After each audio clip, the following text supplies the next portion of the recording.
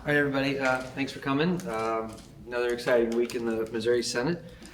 First time the Senate Republicans decided to debate a real bill this year was to double down on their extreme abortion ban.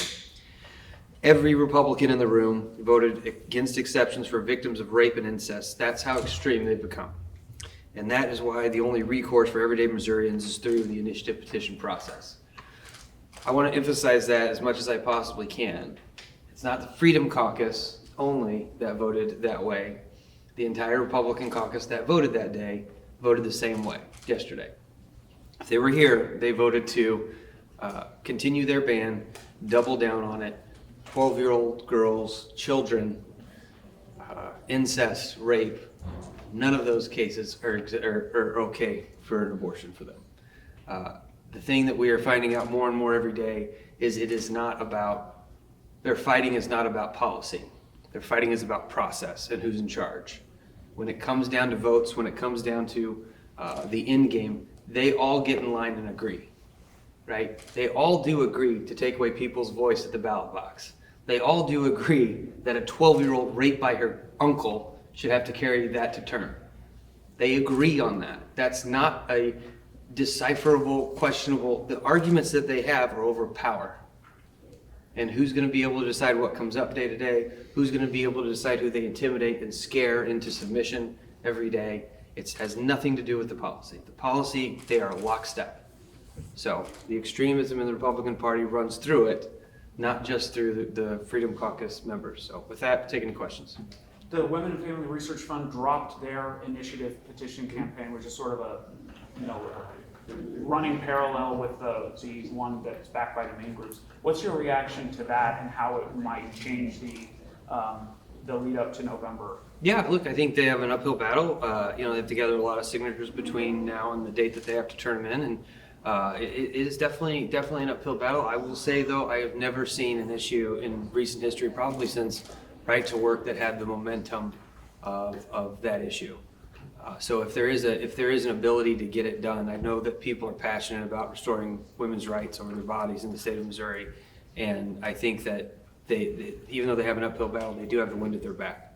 Do you believe that there are better odds now that it's just one petition rather competing petitions? Sure. Yeah, absolutely. It's always better to be concise with whatever you're doing. So yeah, absolutely. And the vote on the FRA, do you know where that is at? In regards of when it comes up, or yeah. Look, we think that keeping our rural hospitals open and keeping $4.5 billion in the healthcare system in the state of Missouri is a good idea, and we're ready to vote on a clean FRA as soon as we can. But we know who's in charge, and it's not as we saw this week. So the House passed a trio of child care tax credits today. What's the expectation on that moving? I hope they want to go to IP because that's their number one priority, taking Missourians' voice away at the ballot box. We want to go to child care tax credits. Simply put, they have an idea on what they want to do when it comes to initiative petition and making it harder to change the Constitution. We want single moms and families to be able to have the ability to find good child care. Why do you think Republicans don't feel a need to moderate their views or their stance on abortion as kind of evidenced by yesterday's debate? Truthfully, they've never lost. I mean, this is not going to change down here until they start to lose elections over the issues that they believe in. And that's what it comes down to. And it's not a personal or political attack. That's how politics usually works in government when it comes to elected officials. They don't change until they feel that their positions are untenable. And quite honestly, in the last decade and a half, they've been pretty good at picking up seats. So, I would pose the question to people that are asking that, why would they change? What's changed for them? They haven't lost seats. They've got the governor, all the statewide, supermajority of the House and Senate. They've passed extreme ban after extreme ban, tried to defund Medicaid expansion after the people voted for it. They passed Right to Work. They had to go to the ballot box to change that. They've continued to win seats. So until people in the state of Missouri decide that they have no appetite for the extremism in the Republican Party, they'll continue. And for them, there would be no reason to change. Jamie Corley has billed the Missouri, her constitutional amendment as maybe a more moderate or more passable initiative petition. What do you think the chances are of voters enacting something more expansive than the campaign that was ended today? I think that you, on any initiative, including the one that was just kind of rolled out, it's gonna be a tough road to hoe. So it's less about the what's in it at this point, and it's a matter of getting going, and are you gonna be able to gather the signatures between now and May on whatever issue it might be. It doesn't matter. I mean, you're really in a time crunch right now in regards of how many signatures can you get in the different congressional districts between now and I think May 6th, if I'm not mistaken, so. Senator Arthur, I want to ask you, because you have tax credits again this year, you're taking Representative Shields' bill that passed out of the House today. What's different from last year? Because this is where it really stalled. Are you looking at anything different to be able to get it across the finish line? Yeah, so the Senate version of the bill has started moving through our process as well. It was voted out of committee, and I hope that it gets put on the calendar soon. The reality is there is a ton of bipartisan support. I think a lot of lawmakers, Republicans, Democrats across the state, have heard from people in their communities that this is a real issue, that working families are struggling, they need help, and they need their lawmakers to lead on this issue. And there is a ton of support from various stakeholders for these child care tax credits. So I think the difference is that there has been a concerted effort during the interim to talk to people about this issue, to explain what Missouri would gain from passing this legislation.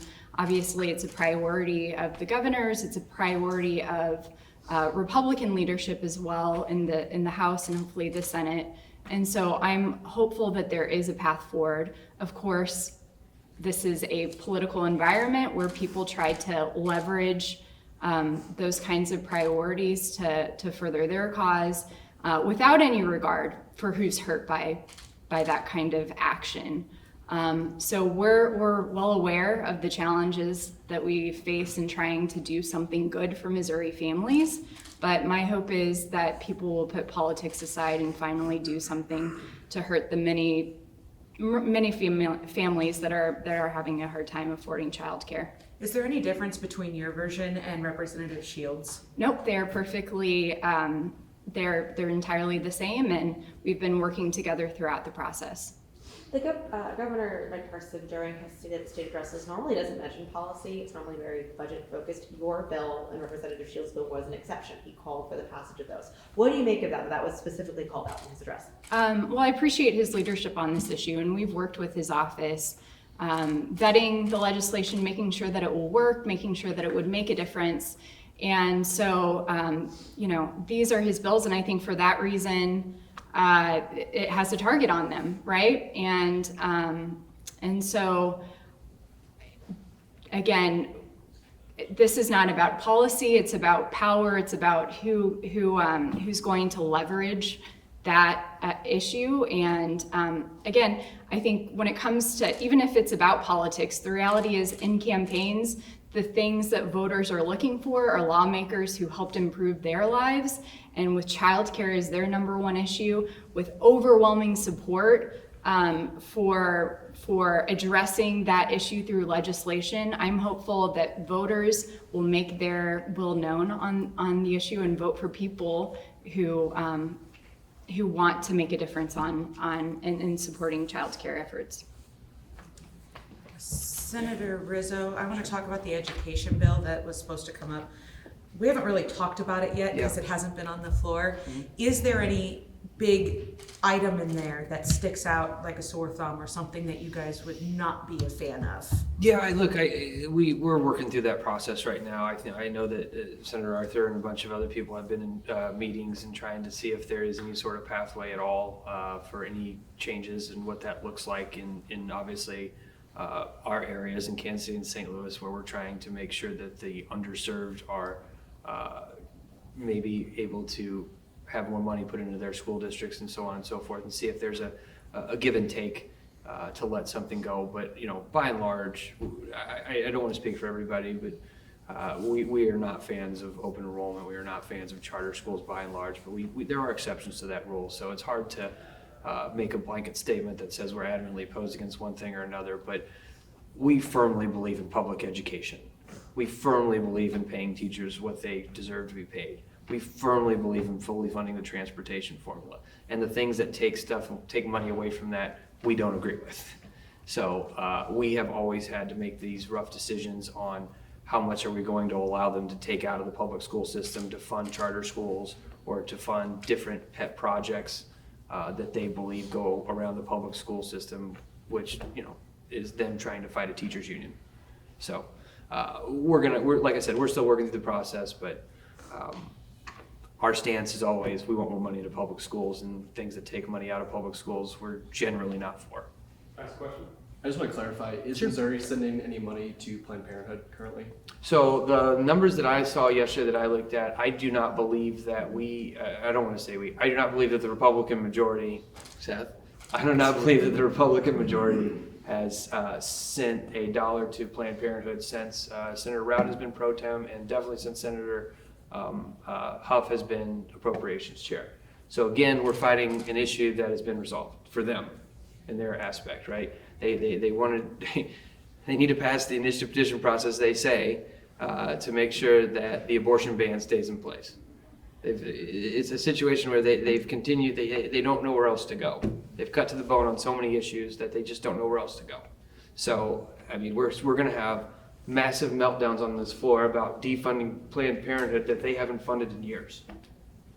I mean, take that in. Like, we're gonna have massive meltdowns. We're gonna have all sorts of posturing and leveraging on back and forth on a bill that is already in practice happening. And other bills are gonna die, like child care tax credits possibly, like different funding mechanisms that we need in the state. Other pieces of good legislation are gonna die because they need to be able to get a win for their campaigns on something that they've clearly already won on, to our detriment. So I say it every week and I try to be concise. We would like to get to talking about real policy that matters in this chamber instead of playing this charade of the next campaign speech or whatever it might be. So with that, thank you guys very much, and go Chiefs, and hopefully have a parade on Wednesday. Take care, guys.